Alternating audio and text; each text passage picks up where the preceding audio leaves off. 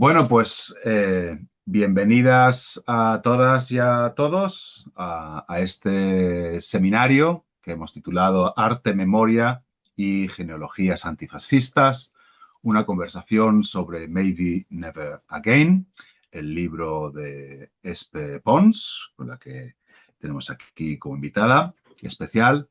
Y es un seminario que organizamos, el primer seminario que organizamos en español en The Reactionary Politics Research Network. Es un experimento, a ver qué tal funciona y a ver si tiene interés también en otros idiomas. Bueno, una breve introducción sobre Espe. Espe es autora de este maravilloso libro sobre el que vamos a hablar hoy, pero no es su primer libro, tiene muchos libros detrás, y no solamente libros, sino que es una autora, fotógrafa e investigadora que realiza exposiciones, exhibiciones y que ha realizado muchos trabajos anteriores que ha expuesto en Europa, en Estados Unidos y en otros continentes, si no estoy equivocado. Eh, y hoy nos convoca este libro de reciente publicación que salió en el año a finales de 2025, comienzos del 2026, si no recuerdo mal, Sí, diciembre. sí, finales de noviembre. Exacto. Y bueno, pues esta conversación básicamente va a partir de, bueno, de mi experiencia en la lectura, o no sé si se puede decir lectura de este libro, al ser un fotolibro, más bien en la inmersión entre los objetos, imágenes y palabras que surgen de este libro, y a partir de ahí han ido surgiendo reflexiones en las cuales he ido tomando nota y de ahí también me han ido surgiendo preguntas, ¿no? Entonces, quería empezar con una cuestión que es sobre este concepto de Walter Benjamin de la cita secreta entre generaciones, ¿no?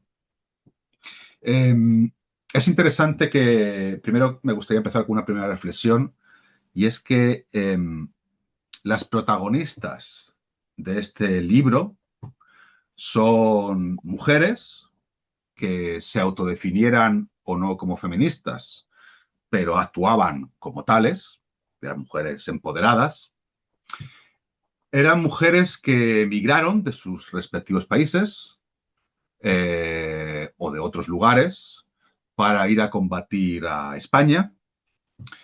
De hecho, muchas de ellas ni siquiera pudieron hacerlo desde sus propios países porque a lo mejor eran ya exiliadas o refugiadas, etcétera.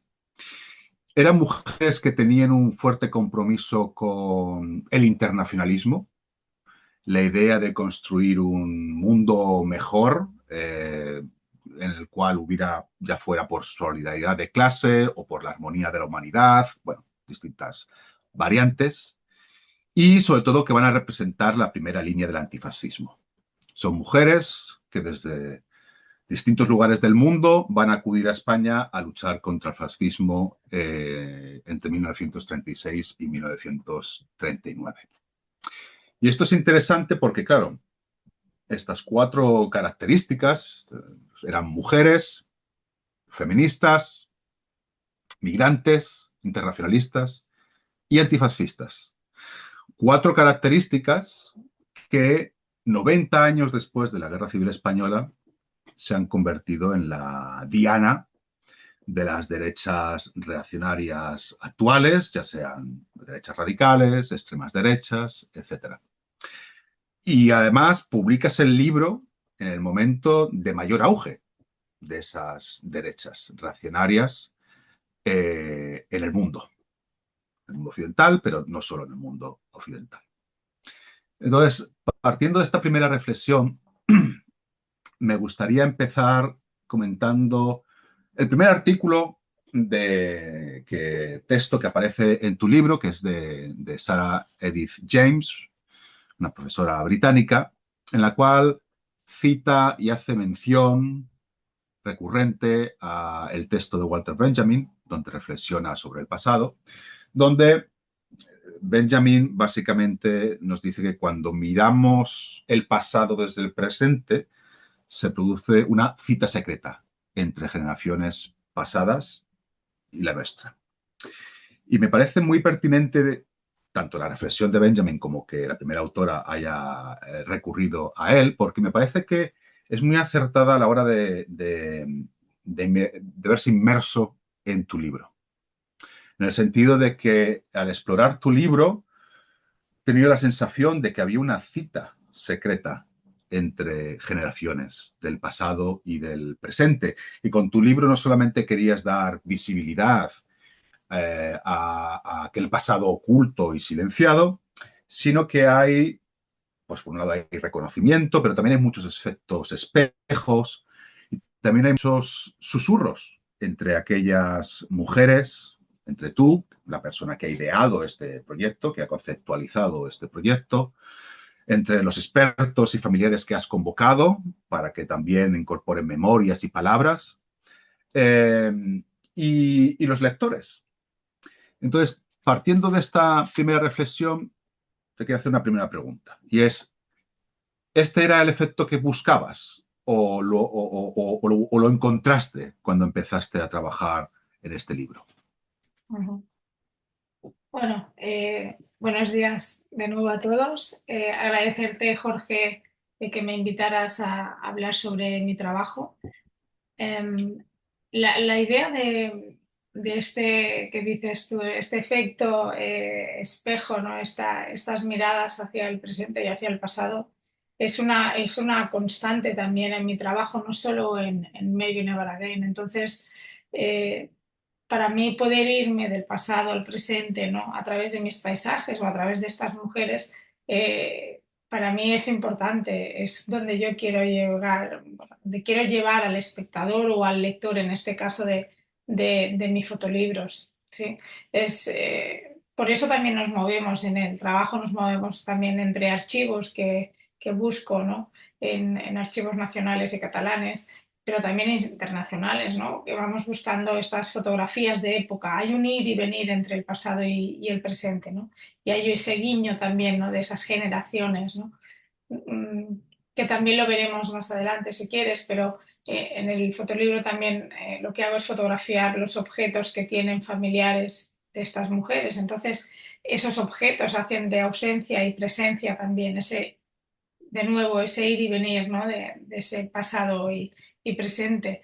Y sí, es una cita secreta entre generaciones, pero también es una cita abierta, ¿no? A ese legado que están teniendo, que tiene tanto el paisaje que tenemos en la actualidad, como ese paisaje que se queda en ese archivo fotográfico de diferentes fotógrafos que yo introduzco en el libro, pero también, ¿no? Entre los familiares.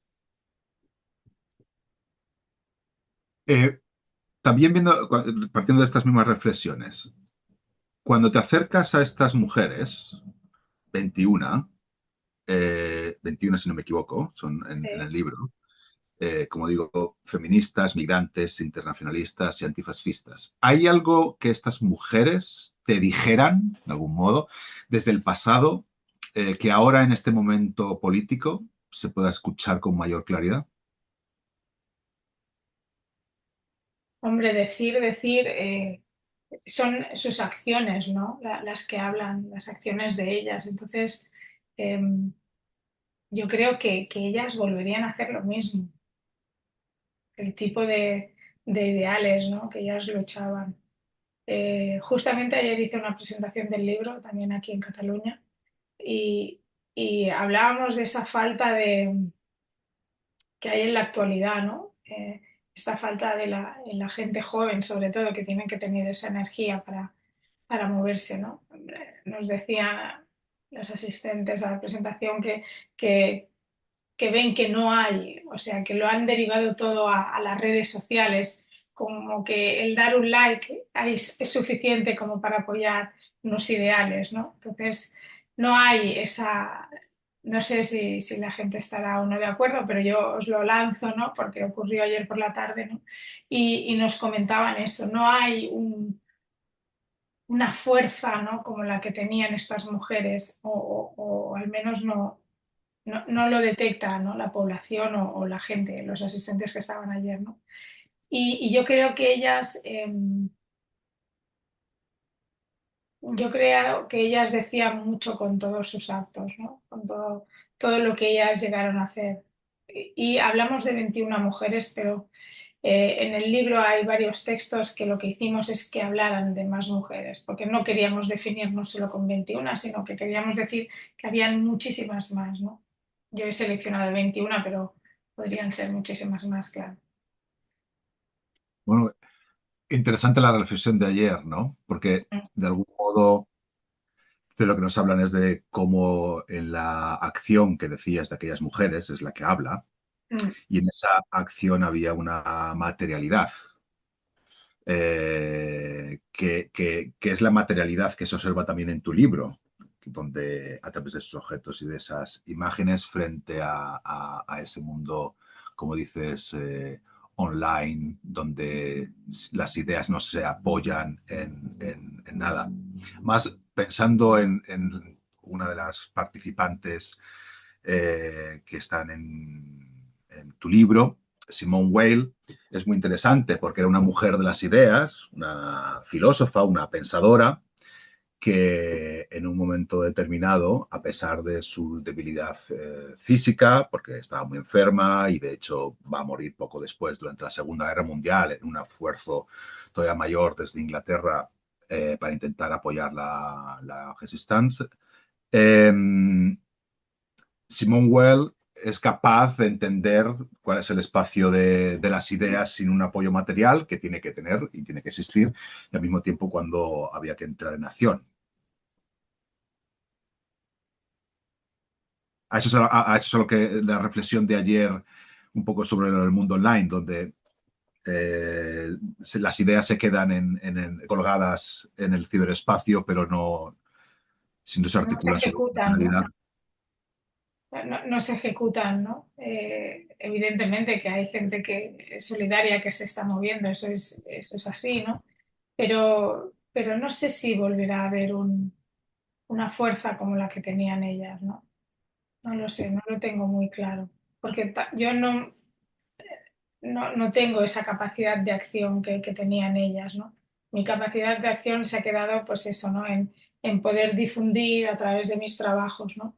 Yo creo que entre todos, desde el arte, desde la escritura, desde las diferentes disciplinas, podemos ir abordando, ¿no? Y podemos ir dejando nuestra semilla para que la gente pues vaya preguntándose qué estamos haciendo, qué podemos hacer, ¿no? Para estos momentos en los que estamos. eh, tan difíciles y complejos, ¿no? De hecho, tú has hecho presentaciones de este libro en los Estados Unidos, que es Sí. uno de esos países que está en una deriva reaccionaria y autoritaria.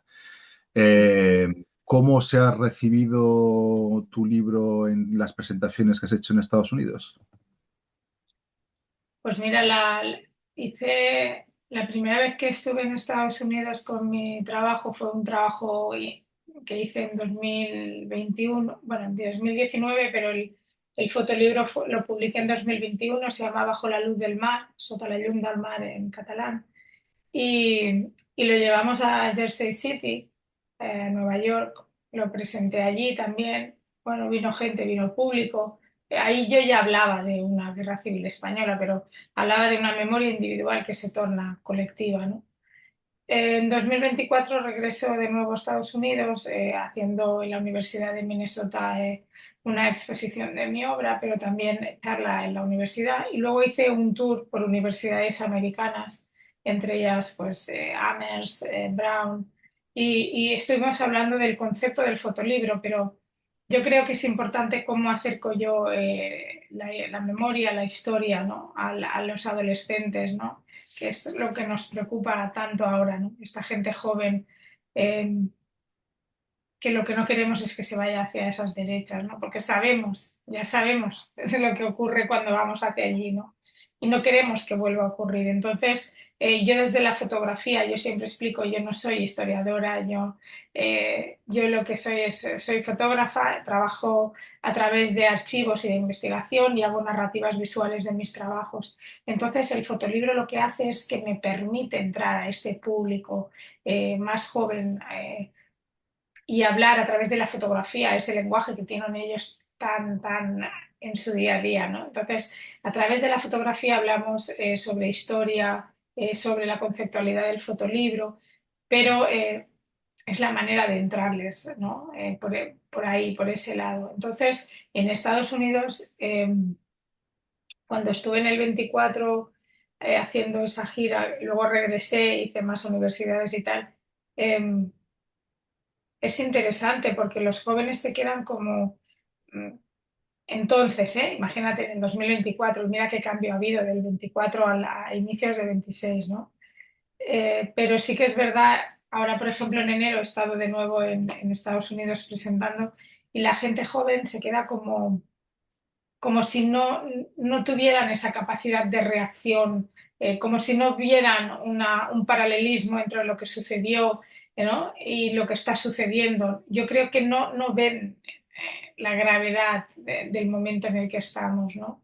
Entonces hay que entrarles y a mí lo que me gusta de mis presentaciones es que hago todo tipo de presentaciones con diferentes públicos, ¿no? Desde gente más mayor a universidades, en museos, en gente especializada en fotolibro, en diseño. Entonces, son públicos diferentes y eso me gusta mucho porque estamos con diferentes generaciones, ¿no? Entonces, el hecho de entrar a universidades hoy, como por ejemplo contigo, ¿no? Que seguramente tendremos diferentes edades, pues nos permite llegar ahí, ¿no? A ese público. Estados Unidos, bueno, yo no voy a hacer ahora, no voy a explicar cómo está Estados Unidos, lo sabemos todos, ¿no? Pero sí que es verdad que desde nuestro punto, desde allá donde estemos, ¿no? Creo que tenemos que dejar ahí nuestra semillita, nuestro grano de arena para que si hay alguien pues, que pueda escucharnos, pues pueda entender un poquito que la situación que está haciendo o que estamos teniendo en todo el mundo, no solo en Estados Unidos, ¿no? Pues estamos hablando de cosas muy parecidas. En mi trabajo hablamos de, pues eso, de memoria individual que se torna colectiva, hablamos de fosas comunes en el trabajo de tierra, un trabajo de 3 años de investigación, pero fosas comunes tenemos actualmente. O sea, no estoy, yo pongo el foco en Guerra Civil Española, pero fíjate, estamos hablando otra vez es que la historia se repite, el ser humano tiene esa capacidad de caer de nuevo en los mismos fallos, ¿no? Esa mala capacidad, diría yo. Pero en el caso de mi trabajo que se llama, por ejemplo, Fluch, sobre Walter Benjamin, Fluch significa huida en alemán. Estamos hablando del concepto de exilio, cuánta gente se está exiliando. En el caso de Meire estamos hablando de mujeres que dejan su país para apoyar a otros países, ¿no? Ahí también estoy como lanzando pues ese apoyo, ¿no? De que podemos hacer muchas cosas, pero claro, es una situación que cada vez es más peligrosa, ¿no? Y está tensando cada vez más y sobre todo en la gente joven, ¿no? Pues eso me lleva a preguntarte por una cosa que me parece muy inquietante del libro, que es el Sí, título, sí, porque de algún modo desplaza ese sentido un poco estable de Never Again al introducir un maybe. ya. Entonces, introduce un sentimiento, una sensación de duda, pero mi pregunta sería, ¿es una duda hacia el pasado, la que quieres presentar, hacia nosotros, hacia el futuro? ¿Qué querías activar en el lector al introducir este maybe, esta incertidumbre en el título? Pues mira, inicialmente este era un maybe que yo imaginaba, bueno, de hecho lo leí cuando hice mi trabajo de investigación, leí en una de estas mujeres, ¿no? Que ella decía que quizás no volvería a casa, ¿no? Entonces para mí fue ese primer maybe, ¿no? Eh, que engloba también todas esas preguntas también, ¿no?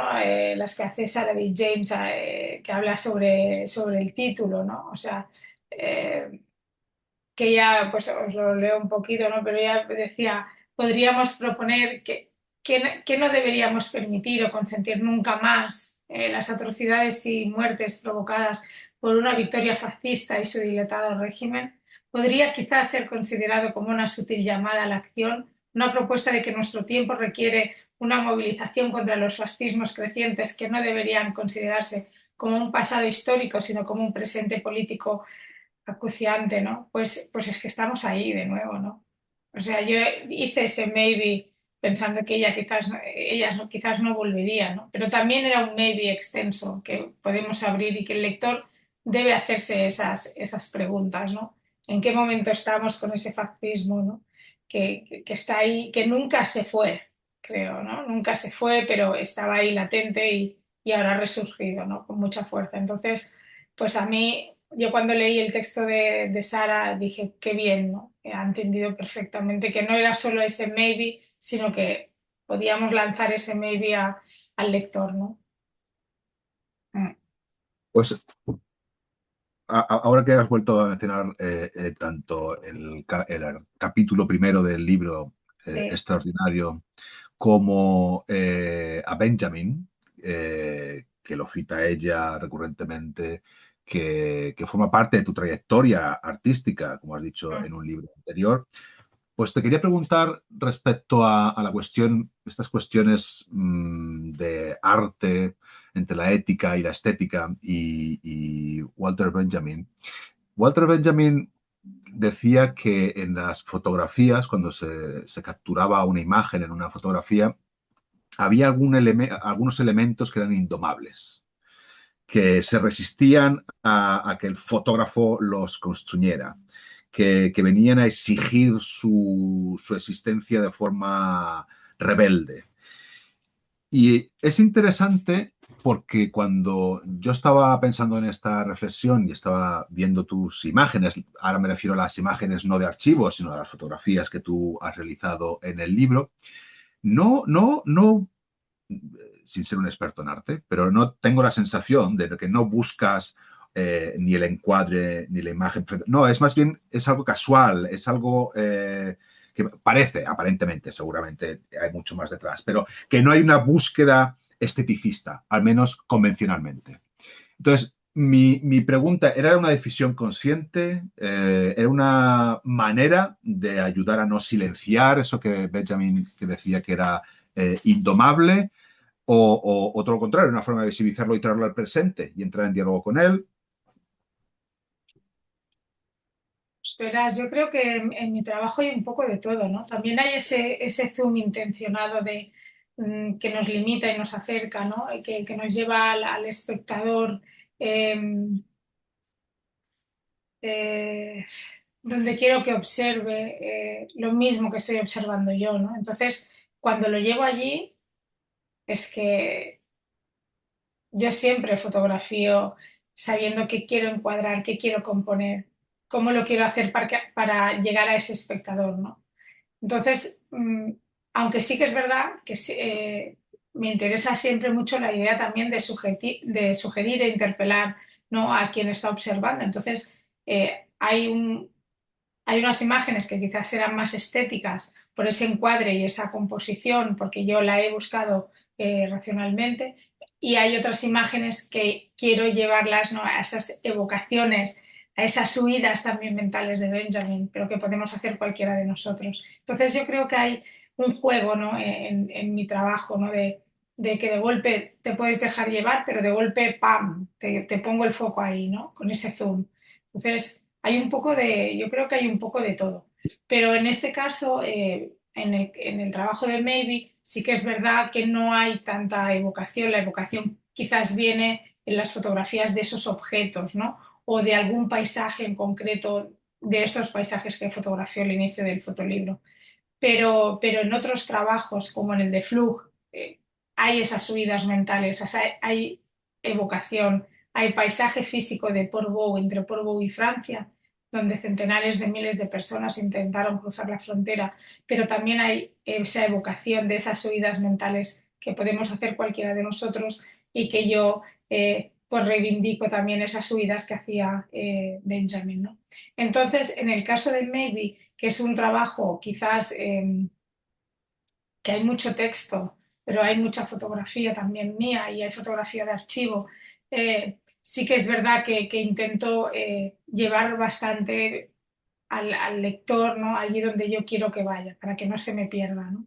Fotográficamente.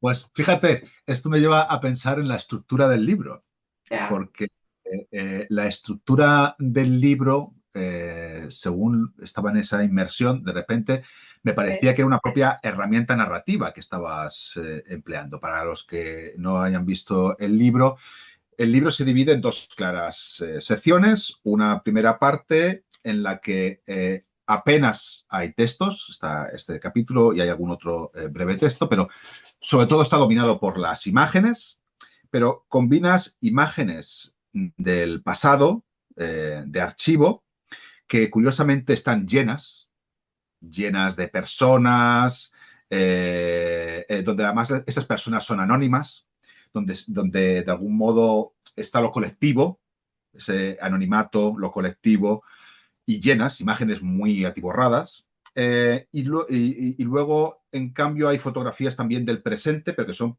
fotografías más vacías, más ausentes, sin personas. Y luego tienes la segunda parte del libro que contrasta porque está dominada por textos biográficos de estas 21 mujeres, algún otro texto más, imágenes relacionadas con estas 21 mujeres extranjeras que fueron a combatir el fascismo en España. Entonces, ¿qué querías activar en el lector con este contraste? ¿Qué tipo de lectura del pasado proponías? Al pasar también de lo colectivo y anónimo a lo biográfico y concreto. Pues verás, para mí la estructura del libro, hay un concepto muy importante que es el viaje, ¿no? Entonces, el viaje que ellas hacen continuamente, ellas se mueven mucho, están siempre viajando. Entonces, para mí, eh, está el presente en el primer apartado de los paisajes, ¿no? El presente de fotografía, estos paisajes donde ellas trabajaron en España tal y como está. Pero también hay ese presente en el apartado de las mujeres, ¿no? Porque en el apartado de las mujeres fotografiamos los objetos de ellas como ausencia, presencia de ellas. Fotografiamos un retrato de ese familiar, fotografía, vaya. Pero, pero claro, esos paisajes que hago yo al inicio nos devuelven al pasado a través de los vestigios. Entonces, es lo que te decía antes, ¿no? Ese juego de pasado, presente, de viaje, ¿no? Todo el tiempo estoy haciendo, moviéndome en estos conceptos, ¿no? Entonces, claro, la estructura para mí la estructura del libro es como si fuera un viaje todo el tiempo, ¿no? Hago viajar al lector, ¿no? A esos paisajes a través del vestigio, pero a esos paisajes, a veces con personas, a veces sin personas, a través de las fotos de archivo. Pero luego vuelvo también ¿sabes?, al pasado a través de los retratos de los familiares y de esos objetos como ausencia-presencia, pero también del retrato del familiar como presente. Entonces, intento estructurarlo siempre, pues eso, ¿no? A través de este movimiento. No quiero que sea todo el tiempo algo lineal de paisaje, tal, donde, por ejemplo, yo me invento, ¿no? Ahora, una de las mujeres, Simone Weil, has dicho, pero también está Tina Modotti. Imagínate que yo hago el paisaje de España donde estuvo Tina, ¿no? O Gerda Taro, donde muere Gerda Taro, Brunete. Hago paisaje, Brunete, foto, archivo, Brunete, pam, biografía. Me parecería como un lenguaje eh, eh, nada moderno, ¿no? Para mi manera de construir la historia. Entonces, la estructura del fotolibro va bastante marcada con lo que yo estoy trabajando y lo refuerzo cuando hablo con el diseñador. El diseñador de mis fotolibros se llama Anderbau, están en Madrid y ellos entienden, Juanjo y Pablo entienden perfectamente la sensibilidad de mi trabajo. Entonces, eh, previo a que se estructure un libro, hay que tener un diálogo con el diseñador, ¿no? Y que el diseñador entienda qué he hecho yo. Entonces, cuando yo he estado trabajando fotográficamente y trabajando el archivo del libro, o sea, de todo lo que va a incluir, yo lo he hecho también así, he fotografiado los paisajes, pum, paisajes. He ido a por los familiares, pum, familiares. Las biografías, ¿no? En el caso tuyo, ¿no? Que nos haces también una fantástica biografía de una de las mujeres, pues, pues entonces, texto biográfico, autor que lo escribe, mujer, retrato, objetos, ¿no? Entonces está todo como muy bien secuenciado porque en mi mente ya estaba también así secuenciado. Entonces es un volcaje que yo le hago al diseñador y le digo, mira, pam, tengo paisajes, esto y esto. Entonces estructuramos el libro así, pero sobre todo con ese concepto de viaje también, ¿no? Y de pasado y presente continuamente. Es curioso porque con todos estos viajes, en tus imágenes, los textos, la importancia del diseño que estás diciendo, Sí. me lleva a esa idea del palimpsesto un poco que hay en tu libro, donde se combinan, mezclan fotografías de época, fotografías actuales, como has dicho, de archivos familiares, documentos de distintas organizaciones, de instituciones, de asociaciones de memoria, eh, archivos familiares.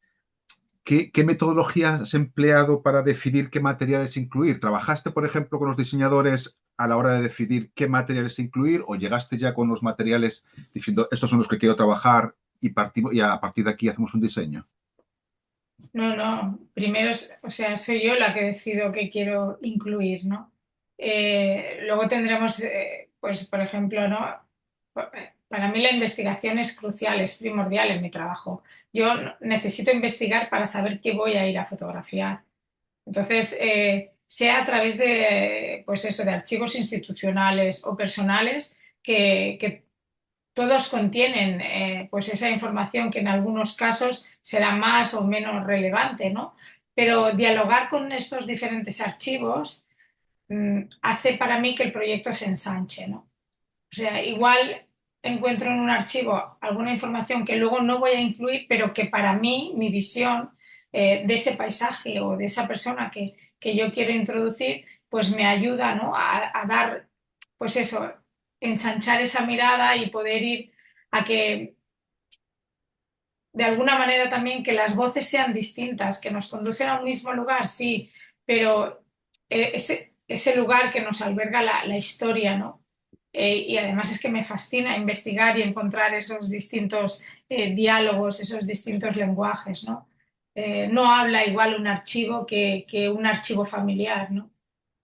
Entonces eso es precioso y eso es lo que yo también intento remarcar en el libro, ¿no? No es lo mismo una fotografía que vamos a encontrar de Katy Horna de la evacuación de Teruel que una fotografía de la nieta de Ginny Bush, nieta de Hedwig, que contiene ahí todo, en una cajita todas las fotografías que guarda de su abuela, ¿no? O sea, me parece todo es importante para mí. Estos diálogos para mí funcionan perfectamente, porque los dos están albergando esa historia. Unos a través de ese archivo institucional y otros a través de ese archivo familiar. Todos dialogan para mí, ¿no? Pues Perfectamente. déjame que profundicemos en esto, porque yo soy de profesión historiador y hay varios historiadores en la sala que estamos habituados a trabajar en archivos, ¿no? Y, y claro, para el archivo es una... En el archivo encontramos esos documentos que son huellas, podríamos decir, reliquias, pero que también de algún modo, no solamente en sí mismos, sino en la propia constitución del archivo, establecen cuáles son las relaciones entre ese pasado y el presente y en muchos aspectos, pueden ser en cuestiones emocionales, afectivas, represivas, etcétera. Y tú trabajas con archivos de distinta naturaleza. Trabajas con archivos familiares, como has dicho, archivos institucionales, algunos de ellos de organizaciones represivas, que la construcción, la constitución de esos archivos era justo muchas veces exterminar o al menos elementos punitivos, cuando no es de exterminio, contra individuos. También trabajas con archivos, que es todo lo contrario, de asociaciones de memoria. Es decir, y todo esto dota a los documentos de distintos significados y relaciones.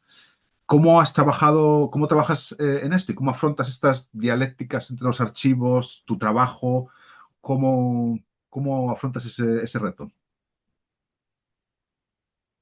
Pues es un poco lo que te comentaba, ¿no? Yo creo que todo dialoga, ¿no? Son voces diferentes, ¿no? Hablan de manera distinta, pero es esa historia que nos está remarcando, ¿no? Por ejemplo, tengo mi primer trabajo sobre memoria histórica, Bajo la luz del mar. Yo fotografío un legajo de papeles que era un sumarísimo de guerra que le hacen a Tomás Pons Alvear, el hermano pequeño de mi abuelo, que lo fusilan en el 41 en el Camp de la Bota. En ese sumarísimo de guerra, ese legajo de papeles, ahí están las declaraciones cruzadas de 52 personas miembros del SUC, del Partido Socialista Unificado de Cataluña. Y son eh, declaraciones que se cruzan entre ellos, ¿no? Uno dice una cosa, el otro dice la otra, pero para mí fue muy importante porque en ese legajo están las declaraciones de ellas y son las voces de esas personas, ¿no? Y eso lo encuentro en un archivo Tribunal Militar Tercero en Barcelona ciudad.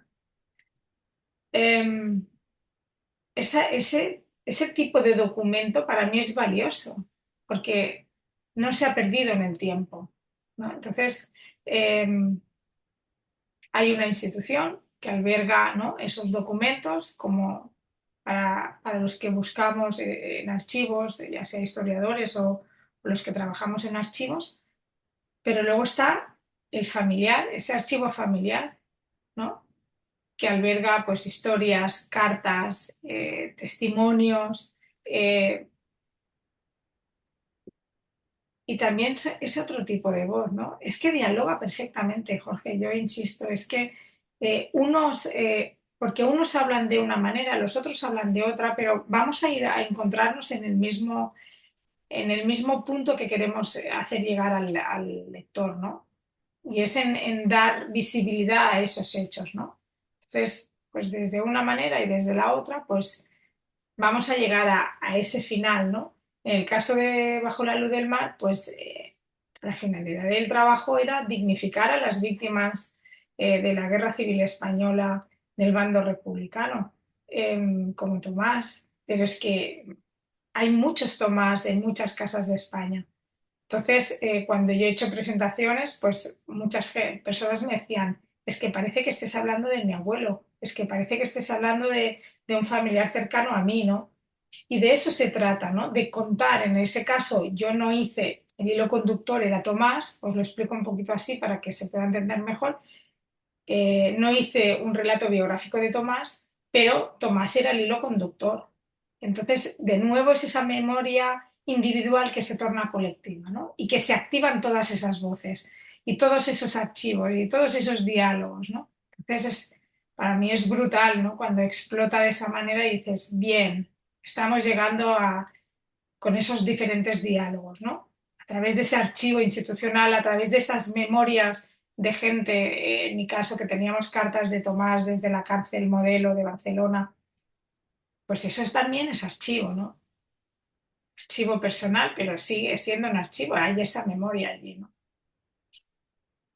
Bueno, pues me resultaba muy interesante tu reflexión y porque además recientemente se ha publicado en España un libro de Alejandro Pérez Olivares donde reflexiona sobre la construcción de los archivos represivos durante la dictadura de Franco, entonces me resultaba muy interesante.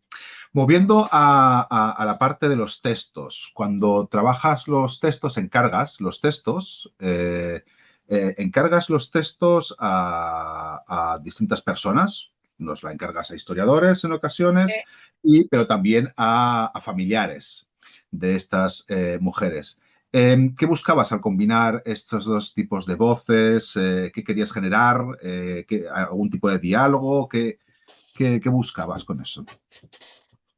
Pues mira, de nuevo os pongo otro ejemplo. En el caso de Tierra, que son 3 años de investigación buscando fosas comunes de España, tenemos 3 textos. Un texto de Nicolás Sánchez Albornoz, al inicio del libro, eh, que para mí era la voz de ese momento, de esa época, que por cierto acaba de cumplir 100 años ahora en febrero. Está súper bien. Y, y luego tenemos un texto de un historiador, Carlos Martín, de arte, un historiador de arte, y luego de la profesora Ofelia Ferrán de la Universidad de Minnesota. Ahí ya tenemos 3 maneras de escribir diferentes, ¿no? Pero es que luego tenemos 44 autores más que nos escriben pequeñas historias que saben, que saben lo que ocurrió en cada fosa común.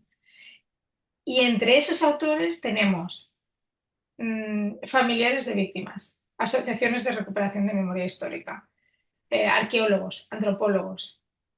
Y yo ahí ya vi, no escribe igual un arqueólogo que un familiar de víctima, que un historiador. ¡Wow! Y eso me parecía fascinante, porque es que son voces diferentes, ¿no? De nuevo quiero jugar con esto, ¿no? Igual que juego con diferentes archivos, me gusta implicar esas diferentes voces, ¿no? Porque cuando vas a leer el libro vas a darte cuenta que, pues, jo, este escribe de esta manera, este del otro, pero al final te llegan, ¿no? Porque nunca sabes a dónde. Para mí los fotolibros, en mi caso son fotolibros, no son libros, ¿no?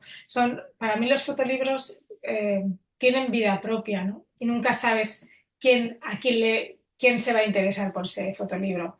Desde un historiador, ¿no? Y ahí está lo enriquecedor, creo yo, ¿no?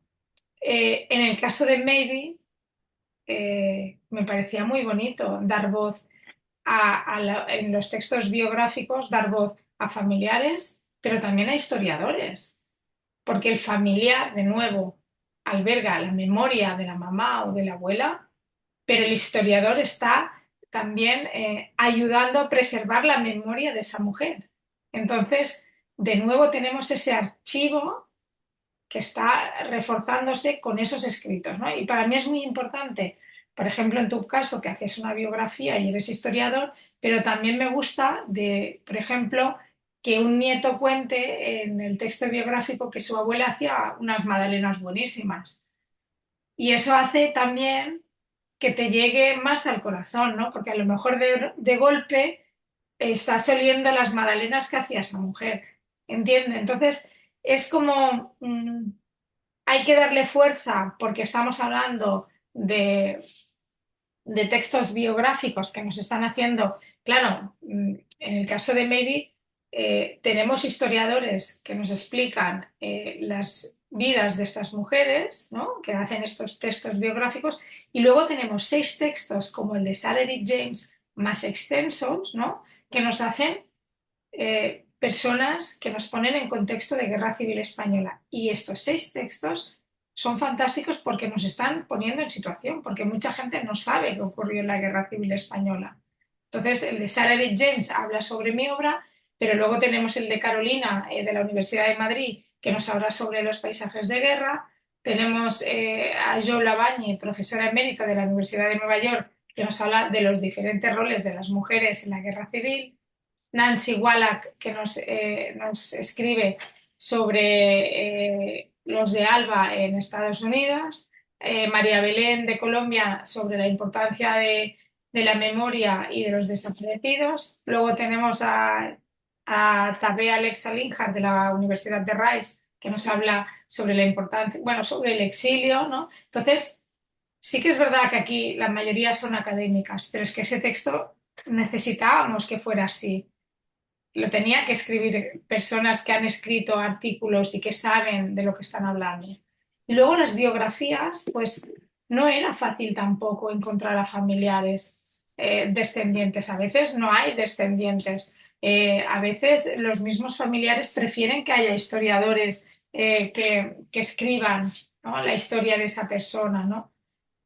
Como es el caso de Frederica Martin, que no escribe Tobián, la hija, que tiene 86 años, revisa, eso sí, revisa ese texto, pero lo escribe Luis Madrigal.